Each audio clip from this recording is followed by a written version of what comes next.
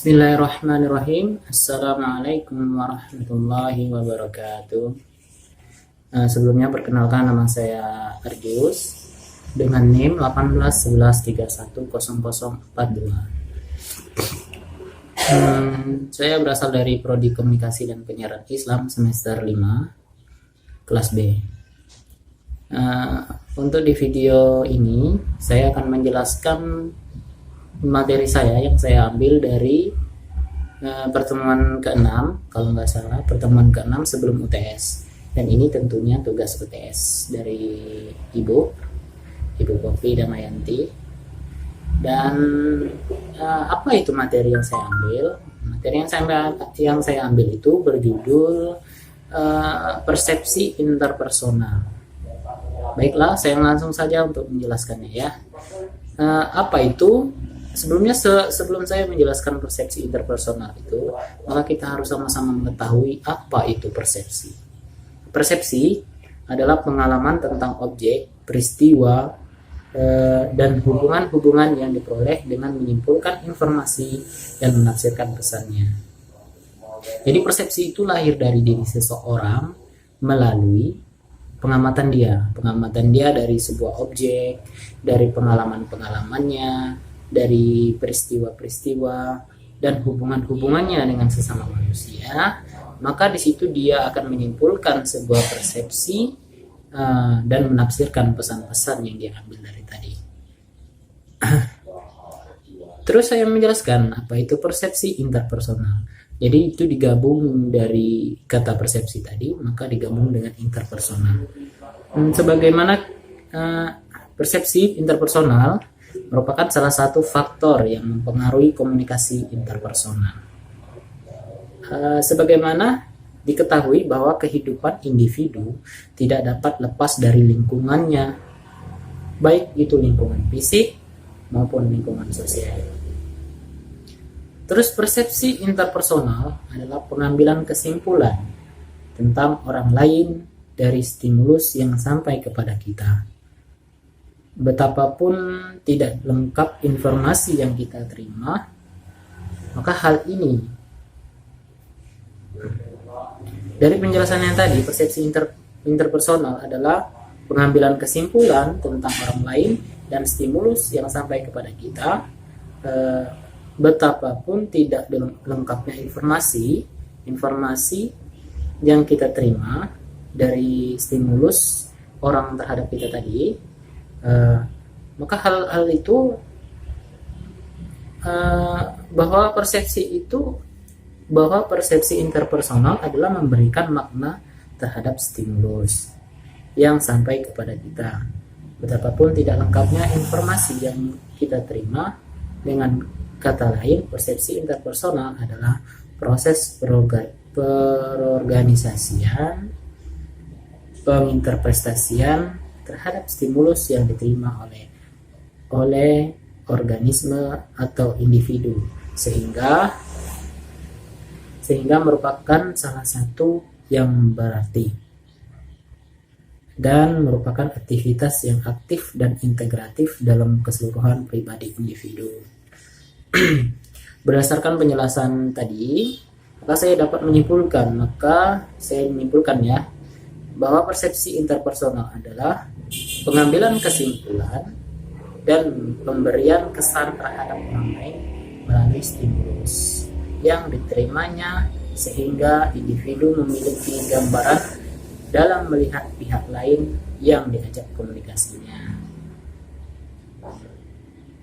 Jadi persepsi interpersonal tadi pengambilan kesimpulan. Jadi kita itu mengambil kesimpulan dan memberikan kesan terhadap orang lain melalui stimulus. Apa itu stimulus? Stimulus itu bisa seperti interaksi yang baik antara kita dan individu yang lain. Maka individu akan memiliki gambaran dalam melihat pihak lain yang diajak berkomunikasi yang tadi. Terus di sini saya akan menjelaskan konsep diri. Sejak kecil, individu telah dipengaruhi dan dibentuk oleh berbagai pengalaman yang dijumpai dalam kehidupannya dengan individu lain. Iya, tentu. Kita masih kecil saja sampai sekarang. Kita sudah berjumpa atau berhubung atau ada hubungan lah, interaksi lah terhadap individu lain. Itulah konsep itu awal mula seorang manusia itu. Nah, terutama orang dekat, awal-awal kan kita masih kecil, terutama orang dekat maupun orang-orang yang didapat dalam peristiwa-peristiwa kehidupan, peristiwa-peristiwa kehidupannya. Sejarah hidup individu dari masa lalu membuat dirinya memandang dirinya. Ya, jadi kita itu pengalaman masa lalu. Pengalaman masa lalu itu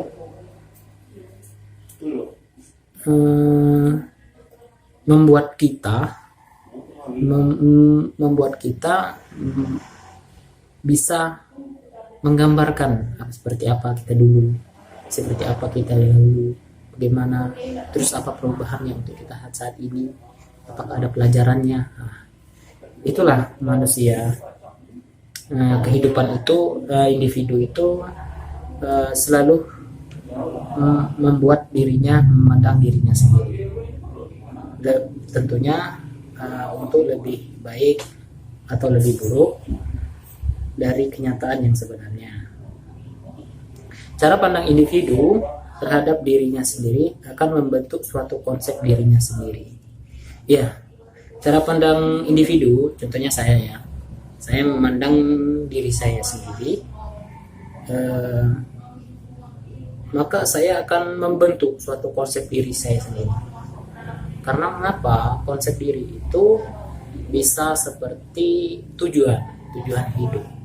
Maka ada arah dalam kehidupan ini. Sehingga singkatnya konsep diri merupakan gambaran mental setiap individu yang terdiri atas pengetahuan tentang dirinya sendiri, pengharapan bagi dirinya sendiri, dan penilaian tentang dirinya sendiri.